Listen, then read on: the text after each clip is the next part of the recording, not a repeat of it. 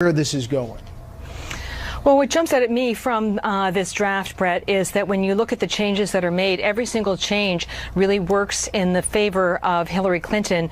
It decreases rather than increases her legal jeopardy. I think the next step here is that people on the Hill want to know who exactly made the edits, because there is a footnote in the letter that refers to the FBI Office of General Counsel. And that got my attention because the other person who's been at the heart of the texting controversy this week is that FBI lawyer, Lisa Page. Bret. Okay, we'll follow all elements of this. Catherine, thank you. You're welcome. More on this with the panel.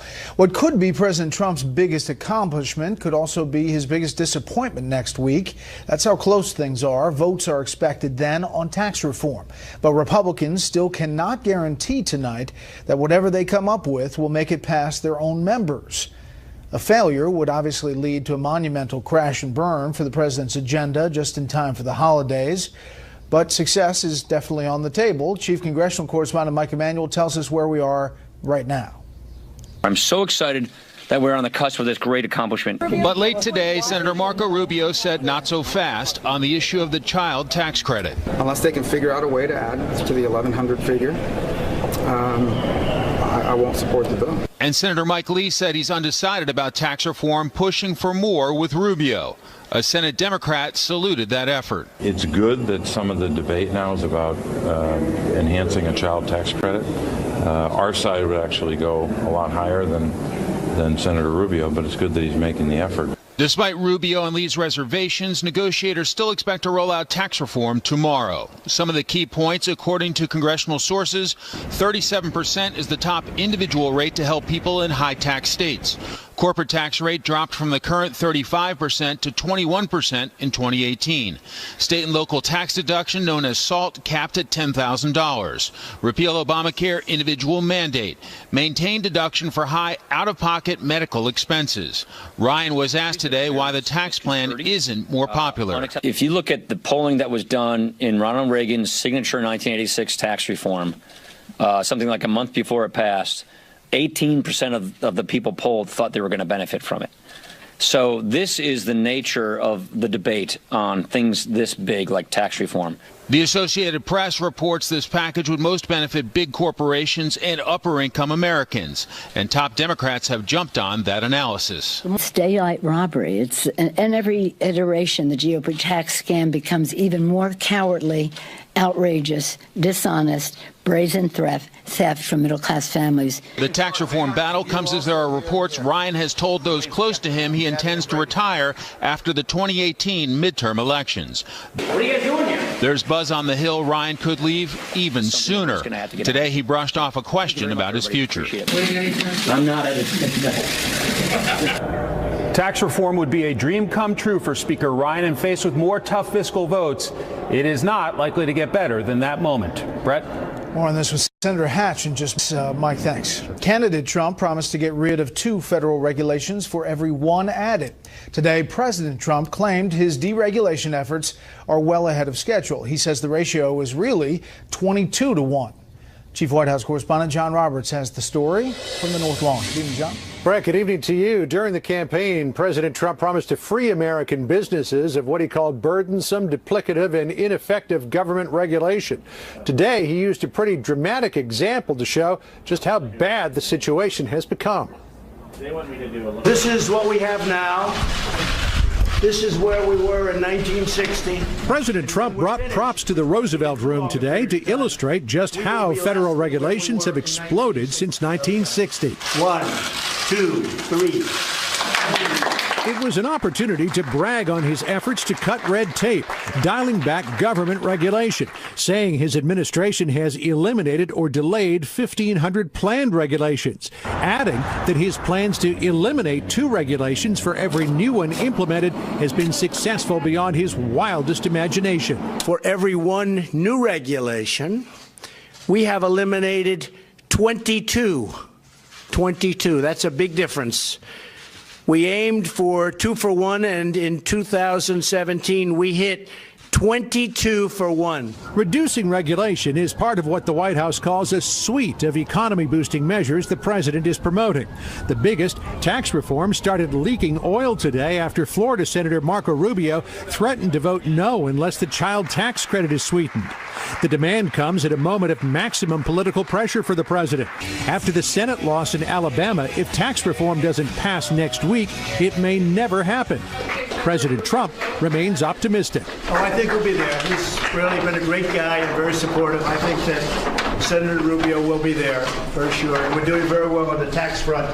We have tremendous support. Press Secretary Sarah Huckabee Sanders suggested Rubio may get something a little extra in his Christmas stocking this year. We think we've made great strides and frankly pretty historic movement in terms of the child tax credit. We're very proud of that work. We're going to keep working with them until we get the job done, which we still expect to happen before the end of the year. The White House was also bombarded today with questions about the termination of Omarosa Manigault from the Office of Public Liaison. And she'll be here later this afternoon, so she's resigned from her position, but there's really nothing else to add on that front. Sources tell Fox News Omarosa was asked to hand in her resignation Tuesday night by Chief of Staff John Kelly in a meeting in the Situation Room and was then escorted from the White House grounds. Last night, President Trump sought to quell a growing firestorm surrounding her termination, tweeting his thanks to Omarosa. Today, he had words of praise for her. I like Omarosa. Omarosa's a good person. But on Good Morning America today, Omarosa suggested she may have more to say about her time at the White House. There were a lot of things that I observed during the last year that I was very unhappy with, that I was very uncomfortable with, things that I observed, that I heard, that I listened to. I can expand upon it because I have to still go back and work with these individuals. But when I have a chance to tell my story, Michael, quite a story to tell. There were some breathless reports yesterday that after she spoke with the Chief of Staff John Kelly, Omarosa tried to appeal her termination to Ivanka Trump and then tried to go over to the residence behind me to talk to the president about it. The White House sources today tell Fox News those stories simply are not true, but they do admit that when John Kelly told her she wouldn't be staying with the White House, there was some degree of, quote, yelling in the Situation Room. Bret? Her interview was a bit of a deep tease there of what's to come. Yes. John Roberts, live in the North Lawn. John, thanks. Thanks, Bret. November of this year set a record for the Republican National Committee fundraising machine, with the most money raised in that month during any off-election year or non-presidential, non-midterm year. Republican Party source saying soon to be released FEC, Federal Election Commission numbers, will show a total haul of $8.2 million with nearly $40 million cash on hand. So far this year, the RNC has taken in more than $121 million. The U.S. ambassador to the United Nations is throwing down the gauntlet at Iran over accusations that the Islamic Republic is funneling weapons to terrorists in Yemen. Correspondent Garrett Tenney tells us what's behind the allegations from the State Department. And we're going to be asking the entire international community, but it is time for all of them to wake up. Today, the U.S. unveiled what it describes as undeniable evidence Iran is providing weapons to Houthi rebels in Yemen in direct violation of UN resolutions. A kamikaze boat, a drone, and anti-tank guns, according to the U.S., weapons built by Iran and supplied to its allies in Yemen's civil war. Inside a military hangar near the nation's capital, Defense Department officials also displayed fragments of an Iranian ballistic missile launched by Houthi rebels last month towards a civilian airport in Saudi Arabia's capital city. 2 months ago today, President Trump declined to recertify the Iran nuclear deal, and today, U.S. Ambassador to the UN Nikki Haley said this new evidence is proof the president was right. Everyone has focused on the nuclear deal, and Iran has hidden behind the nuclear deal, constantly threatening to get out of it. But these are the things they're doing while we're all looking the other way. The U.S. is now pushing for the international community to take action against Iran for violating UN resolutions, including one in the nuclear deal that prohibits Iran from supplying weapons. But Haley says there is a lot more evidence to come showing Iran's influence in wars across the Middle East, including in Yemen, Lebanon, Iraq, and Syria. Iran denies it's done anything wrong and today claimed the U.S. fabricated this new evidence. The country's foreign minister even took to Twitter to compare Haley's presentation to that of former Secretary of State Colin Powell at the UN about weapons of mass destruction in Iraq, which were never found. Going forward, Ambassador Haley said the U.S. hopes to bring more of its European allies on board by focusing less on the nuclear deal and more on Iran's destabilizing behavior throughout the region. Bret? Garrett Tenney at the State Department. Garrett, thanks. President Trump spoke with Russian leader Vladimir Putin on the phone today. The Kremlin says they talked about bilateral relations and North Korea. No word from the White House on that conversation yet. Meanwhile, earlier today, Putin had some advice for Americans. Back off your president. Putin spent some of his annual news conference defending his American counterpart. At the same time here, U.S. intelligence officials and lawmakers on both sides of the aisle say no matter what the Russian leader says, he and his country are dangerous to the U.S. Senior Foreign Affairs correspondent Amy Kellogg was there for this event, reports tonight from Moscow. It's something of a show, Russia's annual presidential news conference. President Trump made it into the Kremlin's video montage. The event always promises to be wide-reaching. So this is the madness of Putin's annual end-of-year press conference. 1,600 journalists crammed into this conference center, and then the competition to get a spot, but the competition to get a question in. People bring signs. This is what they do. We dug out this old vintage one in our office. We'll see if it works. While I got, thanks to the help and kindness of Russian colleagues, arguably the best seat in the House, I got no love from the president, who spoke for 4 hours. But someone else asked the question I had planned to ask. How does President Vladimir Putin evaluate the work so far of President Donald Trump? We see some serious accomplishments, even for the short period of time he works. Look how the markets went up. But Putin took a jab at what he sees as inconsistent U.S. policy. It put us in one row with North Korea and Iran, and at the same time pushed the president to persuade us to deal with the North Korean problems and Iran nuclear program. Are you normal people?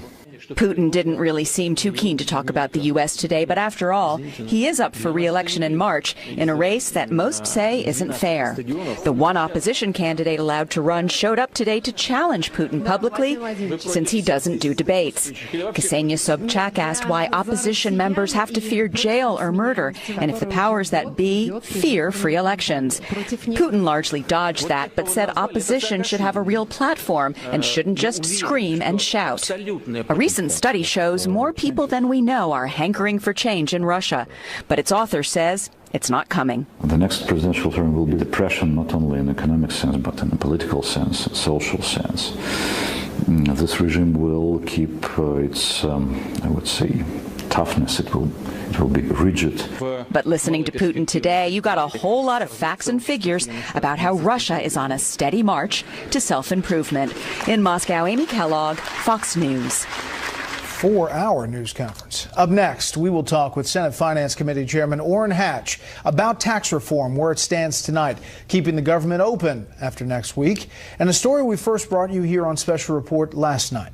First, here's what some of our Fox affiliates around the country are covering tonight. Fox 2 in St. Louis, as 2 police officers are shot in the chest and likely saved by bulletproof vests. It happened this morning. The gunman barricaded himself inside a home amid a heavy police presence outside. Officers are trying to negotiate his surrender. Authorities say both officers are going to be okay, thankfully.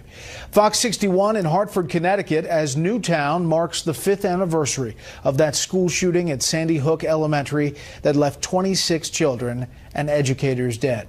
All town offices, departments, and agencies closed for a brief period of silence in honor and remembrance of the victims today. There are several gatherings and church services set for this evening. And this is a live look at Philadelphia from our affiliate Fox 29. One of the big stories there tonight, a cow escapes from one of the city's traditional church nativity scenes, not once, but twice. After the second breakout, the appropriately named Stormy was sent back home to his farm and replaced by a smaller and theoretically less adventurous cow named Ginger. One of the stories being covered there. That's tonight's live look outside the Beltway from Special Report. We'll be right back.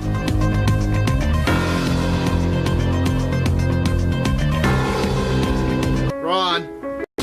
As we told you earlier, Republican lawmakers from the House and Senate are still working through a final version on tax reform. Votes are expected next week. We want to talk about what's in that plan, the politics around it, and another key issue with Senate Finance Committee Chairman and the Senator Pro Tem, Orrin Hatch. Thanks for being here. Nice to be with you. First on tax reform. Sure. Today, it seemed like there was a bit of a hiccup in that Senator Rubio from Florida said this. Take a listen. Unless they can figure out a way to add to the 1,100 figure, I won't support the bill. I want to support tax reform. It's important for the country, but I think this needs to be part of it. So, child tax credit to bump it up. You have Senators Rubio, Corker, Lee, and Flake. They're all saying something, and you don't have a lot of numbers. What's your take on all this? Well, we have to work out those problems. That always happens towards the end of these very, very difficult, appropriations battles, and there's always somebody trying to get something more, and those are important issues, those child credits. As you know, I fought for those myself. Right, and do you think that that's going to get worked out? I mean, how does that, you're in the conference, they've come up with something, and now this is 11th hour. Yes, I think it'll get worked out one way or the other, but it's going to take good faith on both sides to be able to do it. And it's like anything else. We've got to get it resolved in order to get the bill passed. Yeah, you have a couple of senators who are out for health reasons. Obviously, Senator McCain, Senator Cochran. Are they, do you believe, going to be back to vote? I don't know. They've both been back on very crucial votes, so they may very well come back for those votes. But I'm not sure they have to, but let's hope that they both can get feeling better. What we've seen out of this conference plan, the details, is that where you think this is, the 37% top rate, the 21% corporate rate? I mean, is this going to stick, or how much does this flex in the final days? I think they're going to find it sticks pretty well. We wanted 20% rather than 21%, and it is going to be a sea change compared to what we've had, and it's going to be a major reduction in taxes. And I think we want to hold on to that, and I think even the Democrats are starting to feel that way. And is it your sense that it will be effective January 1, 2018? Well, I hope so. I hope so, but that remains to be decided. Yeah, so a lot in these final days before a vote. Yeah, it's not an easy, these final days are always difficult, and I have to say that McConnell, our leader, he's a master at this, and he has lots of help from some of the rest of us, too. I want to talk about another important issue that you've been fighting for, and that is this young man from Utah, Josh Holt, 25 years old, pleading for his life, been in jail in Venezuela on a weapons charge for now nearly 18 months. It was a phony charge to begin with. This guy is a returned Mormon missionary who fell in love with a woman down there in Venezuela, went down to pick her up, and they threw him in jail and framed him by saying he had illegal weapons in his possession. He's a very fine young man, and his parents, I know them very well. They're just anguishing over this like you can't believe. But they, for their purposes, they've really given him a rough time. His mom talked to us last night. Yeah. I don't know how else to get him that help, but to go to the public and put the pressure on our government to do something more than what you've done so far, because obviously it's not working. Talk about your relationship with them, how often you talk to them, kind of how that's established. We talk on a regular basis. They're really a wonderful couple. It's this is a shame that they have to go through this. He's the type of a person who is totally honest, and it's inexcusable for them to do what they're doing. But it involves politics with the United States too, and our State Department, of course, has a rough time with people in Venezuela, and we're not in sync with the people, the leadership of Venezuela. And then you have the people of Venezuela aren't particularly in sync with the current leader. So you've got a lot of problems down there, and this has fit right in the middle of them, and it's really been very, very problematic for the family. How have you used your influence, your rank, Senate Pro Tem, highest leader, longest serving in the Senate? How have you used that to change this dynamic? Well, we've brought the State Department into it. We brought ambassadorial types into it. We've done a lot of things to bring home that he has not done anything wrong and that they should let him go.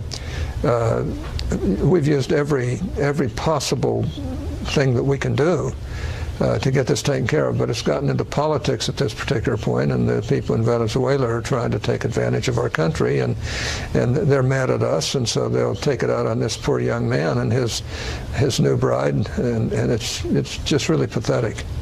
Well, hopefully that dynamic changes. Senator, are you definitively running again? Well, I've said that I intend to run again, and I'm still chairman of the Finance Committee, and will still be chairman once reelected. That's pretty darn important stuff. It's the most powerful committee on Capitol Hill, and I think most people would say I know what I'm doing there. So, yeah, I'd like to do that, but we'll wait and see. I'll probably announce this sometime after the first of the year as to just exactly what I'm going to do. You think Mitt Romney has a political future? Well, I sure do, and if I didn't run, I would love to see him run in my place, and he certainly indicated he might. We're really close friends, and there's no problem there. But Mitt would be good wherever he serves, because he's a straight shooter, a really wonderful fellow, and as smart as can be. And Senator, last thing, are we going to avoid a government shutdown at the end of next week? We're going to avoid it, but it's not going to be easy. I mean, there are a lot of games being played, I have to say, by Democrats, and we'll have to work our way through those raindrops, and hopefully we can do it without getting too wet and get this thing done. We've got to get it done. I mean, it's just crazy to go through these type of holdups, but it happens almost every time we get to the end of the year. Really does. Senator Hatch, thanks very much for being here. Nice to be with you, Bret. A lot of people are very concerned about new rules on the internet, how they affect consumers like you. We'll explain all of that, net neutrality, and what happened today when we come back.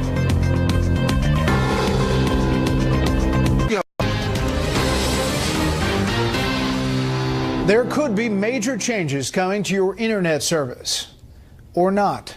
It depends on what you read. No one really is sure what will happen now that the government has changed the rules governing the World Wide Web. Chief Washington correspondent James Rosen is here to sort things out for us tonight.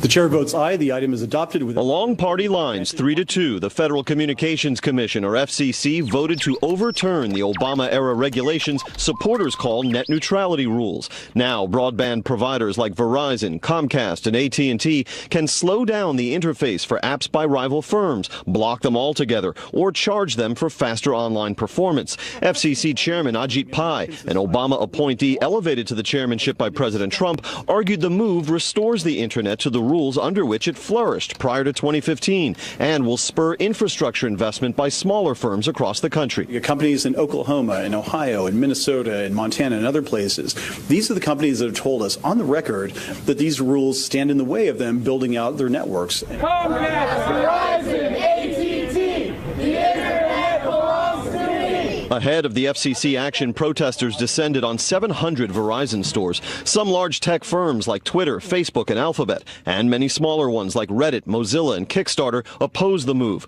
arguing a broadband oligarchy will effectively censor online content and stifle startup ingenuity. I dissent from the corrupt process that has brought us to this point, and I dissent from the contempt this agency has shown our citizens in pursuing this path today. The FCC also voted to transfer oversight of Internet service providers to the Federal Trade Commission. One architect of the early Internet era voiced concern about the new rules of the superhighway. We need to make sure the Internet remains open for innovation, and we err on the side of making sure things are tilted in favor of those disruptors, those entrepreneurs that are really trying to launch new things, not the existing incumbents trying to kind of protect their lead. New York's Democratic Attorney General has announced a multi-state lawsuit to roll back the rollback. Democratic Senator Ed Markey of Massachusetts is introducing legislation toward that end, and liberal groups say this will be an issue in 2018. Bret? We'll see. James, thank you. The Dow lost 77 to snap a 5-day winning streak today. The S&P 500 was down 11. The Nasdaq was off 19.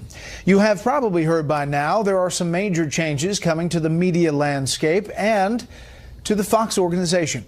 You may be wondering how this all affects Fox News Channel. Fox News media analyst and host of Fox's Media Buzz, Howard Kurtz, has some answers tonight. The blockbuster deal between 21st Century Fox and Disney that shook up the news and entertainment world today involves two very different corporate cultures. Disney would buy most of Fox's entertainment assets for $52 billion. Cue the music. With Fox's edgier offerings combined with the family-friendly image of Disneyland's owner. The Murdoch family would hold on to a more tightly focused news and sports company. Top-rated Fox News, Fox Business, the Fox Broadcast Network, Fox's local television stations, and Fox Sports. Disney, whose film ranges from Snow White You hesitated. to Frozen, would acquire the 20th Century Fox movie studio, which produced the original Star Wars, as well as National Geographic, the FX channel, 22 regional sports channels, which could boost Disney-owned ESPN, and Fox's stake in the Hulu website and Britain's Sky News. What's behind the deal? Rupert Murdoch faced the prospect of competing against not just the rest of Hollywood, but such emerging programming giants as Netflix and Amazon. And that's precisely why Disney chairman Bob Iger, whose conglomerate owns ABC but is mainly focused on entertainment, wanted the Fox properties. There's a lot of change coming. People watch television differently, not news or business, but entertainment they watch very differently. We're seeing that with the emergence of new companies. Silicon Valley is now beginning to spend tens and tens of billions on entertainment programming. Rupert has managed over time to assemble just a stellar group of assets. So we're getting high-quality content. We're getting global reach. Murdoch says he insisted that Iger stay on. His contract was extended from 2019 to 2021, quashing media speculation that Murdoch's son James might be headed to Disney. The Justice Department must approve the deal on antitrust grounds. Murdoch's son Lachlan says the sale is about returning to our roots as a lean challenger in the news business. And Rupert Murdoch, who began in newspapers and owns the Wall Street Journal and New York Post, has always been a news junkie above all. Brett? Definitely. Howie, thanks. Up next, what is behind the unprecedented housing crisis in California?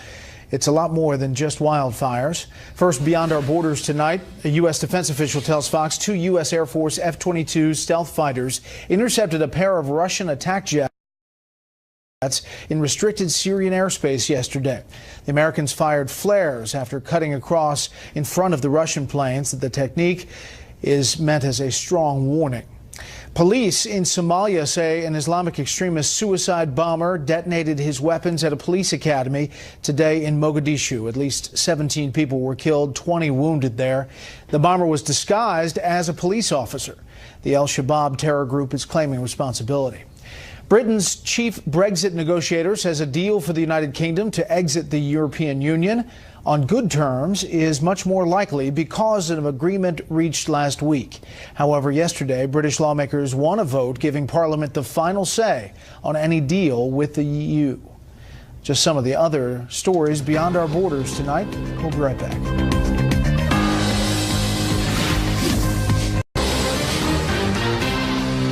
Containment numbers are increasing on what is now the fourth largest wildfire in California history. At least 700 homes have been destroyed so far.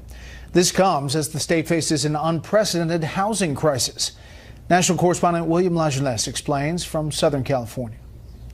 California and San Diego as well has a housing crisis. We can't provide housing to our citizens. For all its claims of being an economic paradise, California is a failure when it comes to affordable housing. The biggest tragedy of California is that we have stopped building housing for the middle-income folks. Last year, the cities of Houston and Dallas built more homes than the entire Golden State, according to the National Home Builders Association. Right now, California is building less than half the number of units necessary to meet demand. As a result, 70% of the state cannot afford to buy a house. These numbers help explain why. A median-priced home here, $458,000, more than twice the national price. In Orange County, that number, $690,000. San Francisco, $1.5 million. To buy a home in Los Angeles, a buyer needs $120,000 in income, twice as much than the average household actually has. Supply and demand works. People want to be here. We're not accommodating them with new housing, and so the cost of the housing goes up. Who's to blame? Current residents don't want more traffic. Environmentalists oppose growth. Politicians fear both. We started the process in 2010 on the planning. 7 years later, Newland Sierra is still trying to build new homes near San Diego. A similar project in L.A. battled environmental lawsuits for 20 years. Very often these lawsuits are not won. but it extends the amount of time it takes to do the development, and in development, time really is money. But with homes hitting $600,000 for a starter, opponents face a backlash. It stands for Yes in My Backyard. This mom started a YIMBY group to counter those who say, not in my backyard, to every project. Our long-term growth and prosperity is absolutely fundamentally dependent upon having housing that folks can afford. Which is increasingly non-existent, as economists predict another year of rising prices, interest rates, and taxes. In Los Angeles, William LaJeunesse, Fox News. A New York judge has sentenced two nephews of Venezuela's First Lady to 18 years in prison for their conviction on drug conspiracy charges. The men were convicted of conspiring to import more than 1,700 pounds of cocaine into the U.S. The prosecutor says their crime was egregious because the men wanted to raise money in part to keep their family in power. Next up, the panel on the original James Comey memo concerning the Hillary Clinton email scandal. The Russian leader weighs in on all things U.S., and the U.S. talks tough on Iran. Next.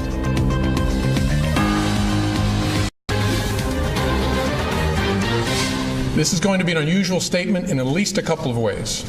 First, I'm going to include more detail about our process than I ordinarily would, because I think the American people deserve those details in a case of intense public interest.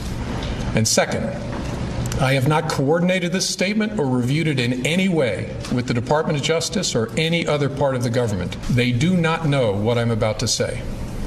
Although we did not find clear evidence that Secretary Clinton or her colleagues intended to violate laws governing the handling of classified information, there is evidence that they were extremely careless in their handling of very sensitive, highly classified information. We've seen that many times. James Comey, then FBI director, laying out the case that he did not bring against Hillary Clinton and why in a very unique way. Today, in a letter from Senator Ron Johnson to the FBI director, Chris Wray, we see this. On May 6th, Deputy Director Andrew McCabe, forwarded the draft statement to other senior FBI employees, including Peter Strzok. The original draft of Director Comey's remarks included a statement that could be read as a finding of criminality in Secretary Clinton's handling of classified material. The edited statement deleted the reference to gross negligence, a legal threshold for mishandling classified material. The original draft of Director Comey's statement included a conclusion that it was, quote, reasonably likely that hostile actors had penetrated Secretary Clinton's private server. Instead, the edited statement simply read, it was possible that those events occurred. A number of other things in that letter coming out late today as this investigation continues. Let's bring in our panel. Fox News senior judicial analyst, Judge Andrew Napolitano, Molly Hemingway, senior editor at The Federalist, and Tim Farley, host and managing editor of Morning Briefing POTUS on Sirius XM Radio. Judge. Well, I don't think it matters who edited this. Jim Comey owns it. He's responsible for it. He was the director of the FBI. I also don't think it matters the ideological predilections of the editor. The person who signed it, the person who delivered it, is responsible for it. If you ask a first-year law student to define gross negligence, it's defined as extreme carelessness. They are essentially the same thing. He attempted to pull the wool over the eyes of the American public, and for a while he succeeded. Many of us have argued for 18 months now, since that came out on July 5th, 2016. Jim Comey was wrong on the facts, wrong on the law, and profoundly wrong to make that decision and to make it public as if it were made with finality. The job of the FBI is not to decide whom to prosecute, but to present the evidence to professional prosecutors and the DOJ and let them make the decision. He took that away from them. Molly, you know what Democratic lawmakers, critics of this administration say, that this is all chum in the water. This is all thrown out there now to try to muddy the water of this Russia investigation. Yeah, there's so much to this story, you know, so many little details that people are getting caught up on. But ultimately, we're talking about whether you can trust our FBI to do a good job investigating people in politically sensitive constructs. That's an issue not just with the Hillary Clinton investigation, but also with the ongoing Donald Trump investigation. You know, I'm struck by that statement when he just said, when James Comey, you just showed him saying that he had never coordinated what he was about to say with people in the Department of Justice. Yet we also know from these letters that, in fact, there was a great deal of coordination going on. And that coordination and these edits that we saw, they all went in the same direction, a direction of making it so that Hillary Clinton was in less legal jeopardy than otherwise she would have been. It's not just what we've already talked about with changing the language from gross negligence to extreme carelessness, but downplaying the amount of secret material that she had, downplaying the likelihood of foreign actors hacking into that system. And again, this all gets to the trust issue. If we can't trust the FBI to do a good job faithfully going after, these laws that we all agree to hold to in this case, and we're seeing all these problems with the Russia investigation, really getting to the very issue of, was there reason to believe there was treasonous collusion with Russia, or was it in fact an entire information operation where the FBI was weaponizing opposition research to go after an incoming administration? Right. I think the critics would say that painting with too broad a brush about an FBI where there are a lot of good people fighting good battles against terrorists and other things is dangerous, but this investigation is showing every